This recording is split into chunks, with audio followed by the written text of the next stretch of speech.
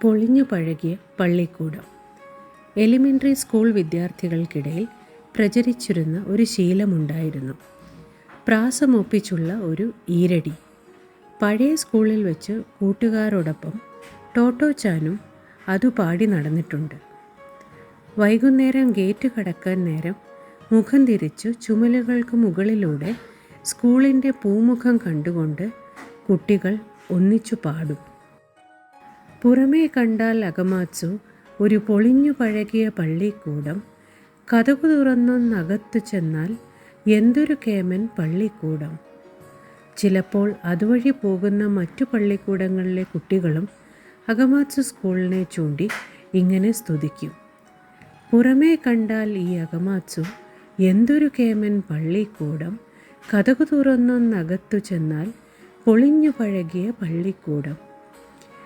കൂക്കുവിളികളോടെ ആയിരിക്കും അവരുടെ സ്തുതിഗാനം അവസാനിക്കുക.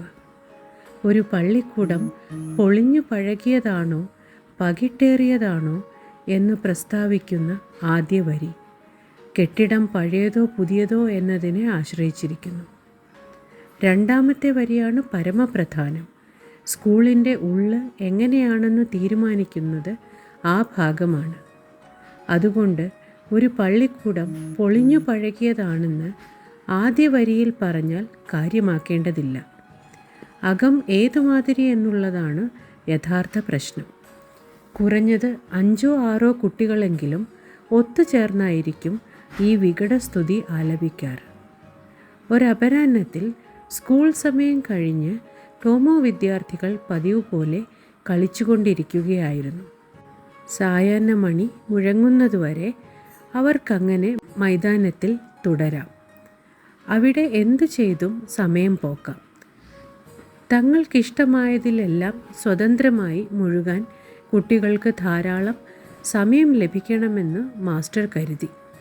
അതുകൊണ്ട് ക്ലാസ് കഴിഞ്ഞുള്ള ഈ വിശ്രമവേള മറ്റു എലിമെൻ്ററി സ്കൂളുകളിലേതിനേക്കാൾ ദൈർഘ്യമേറിയതായിരുന്നു.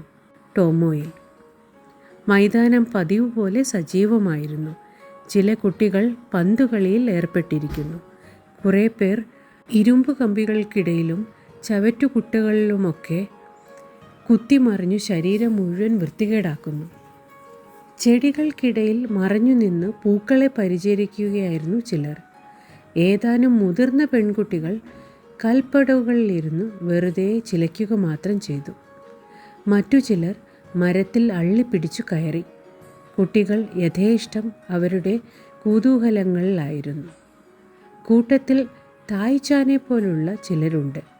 അവർ ക്ലാസ് റൂമിന് പിന്നിൽ ഫിസിക്സ് സംബന്ധമായ പരീക്ഷണങ്ങൾ നടത്തുകയും പരീക്ഷണ നാളിയിൽ ഓരോന്ന് തിളപ്പിക്കുകയും മറ്റും ചെയ്തുകൊണ്ടിരുന്നു.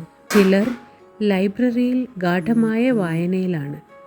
ജന്തുക്കളുടെ ഇഷ്ടക്കാരനായ അമാദേര എവിടെന്നോ പിടിച്ചു കൊണ്ടുവന്ന ഒരു നാടൻ പൂച്ചയെ മലർത്തിക്കിടത്തി ചെവിയുടെ ഉൾവശം ചികഞ്ഞ് സൂക്ഷ്മ പരിശോധന നടത്തുകയായിരുന്നു. അങ്ങനെ ഓരോരുത്തരും അവരവർക്ക് തോന്നും മട്ടിൽ ആനന്ദിച്ചു കൊണ്ടിരുന്നു. പൊടുന്നനെ സ്കൂൾ വളപ്പിനു പുറത്ത് അത്യുച്ചത്തിൽ ഒരു പാട്ടുയർന്നു. പുറമേ കണ്ടാൽ ടോമോ സ്കൂൾ ഒരു പൊളിഞ്ഞു പഴകിയ പള്ളിക്കൂടം, കതകു തുറന്നൊന്നകത്തു ചെന്നാൽ അതിലും പഴകിയ പള്ളിക്കൂടം. ഓ, ഇത് കുറേ കടുപ്പം തന്നെ, ടോട്ടോച്ചാൻ വിചാരിച്ചു. അവൾ ഗേറ്റിനടുത്തായിരുന്നു. ഗേറ്റ് എന്നാൽ ശരിക്കുമുള്ള ഗേറ്റല്ല, പോസ്റ്റിൻ്റെ അത്രയും വളർന്ന വാതിൽ. ഏതായാലും ആ ശബ്ദഘോഷം അവൾ വ്യക്തമായി കേട്ടു. എന്തൊരു തോന്യാസമാണിത് പാടുന്നത്! സങ്കൽപ്പിച്ചു നോക്കൂ.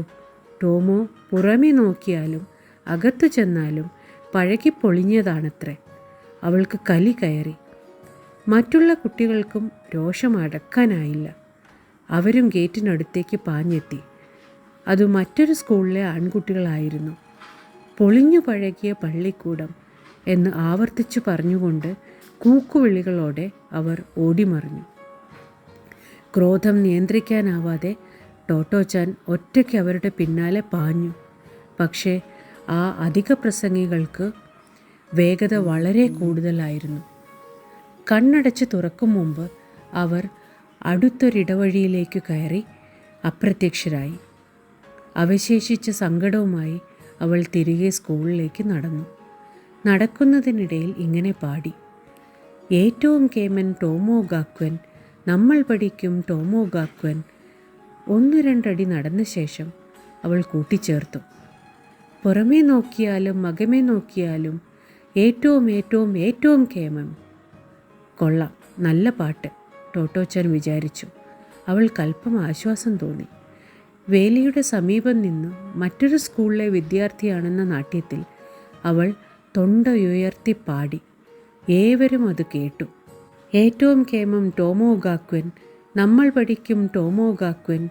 പുറമേ നോക്കിയാലും അകമേ നോക്കിയാലും ഏറ്റവും ഏറ്റവും ഏറ്റവും കേമം. ആരുടെ ശബ്ദമാണതെന്ന് സ്കൂൾ വളപ്പിൽ നിന്നിരുന്ന കുട്ടികൾക്ക് ആദ്യം പിടികിട്ടിയില്ല. ടോട്ടോച്ചാനാണെന്ന് മനസ്സിലായതും അവർ റോഡിലേക്കിറങ്ങി ഒപ്പം ചേരുകയായി. ഒടുവിൽ കൈകൾ പരസ്പരം കോർത്ത് ഉറക്കെ പാടിക്കൊണ്ട് സ്കൂളിനെ വലം വെച്ച് കിടക്കുന്ന റോഡിലൂടെ അവർ നടന്നു. ആത്മപ്രഹർഷത്തിൻ്റെ ആ വേളയിൽ ശബ്ദത്തേക്കാളേറെ അവരുടെ ഹൃദയങ്ങൾക്കായിരുന്നു ഒരുമ. ആ യാഥാർത്ഥ്യം അന്നവർ മനസ്സിലാക്കിയില്ലെങ്കിലും കുട്ടികൾ തങ്ങളുടെ പള്ളിക്കൂടത്തിന് ചുറ്റും പല തവണ നടന്നു. അതിൻ്റെ ആത്മാവിലേക്ക് ഒരുപാട് ആണ്ടിറങ്ങി. ഏറ്റവും കേമം ടോമോ ഗാക്വൻ, നമ്മൾ പഠിക്കും ടോമോ ഗാക്വൻ. പുറമേ നോക്കിയാലും അകമേ നോക്കിയാലും ഏറ്റവും ഏറ്റവും ഏറ്റവും കേമം.